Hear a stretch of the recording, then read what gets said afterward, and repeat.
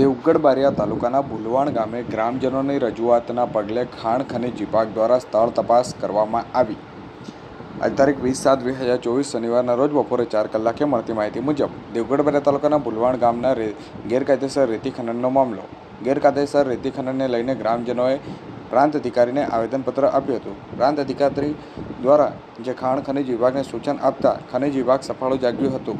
ખનીજ વિભાગ ભુલવાણ ગામે પહોંચ્યું હતું અને આવેદનપત્ર આપનાર ગ્રામજનો સાથે રાખી અને ખાણ ખનીજ વિભાગ દ્વારા તપાસ હાથ ધરવામાં આવી હતી। મોટા પાયે સરકારી જમીનમાં રેતી ખનનના આ મામલામાં ખનીજ વિભાગ અજાણ છે કે પછી આ ખાડા કાન કર્યા છે તેવું તે સમયે ચર્ચા ચાલી હતી।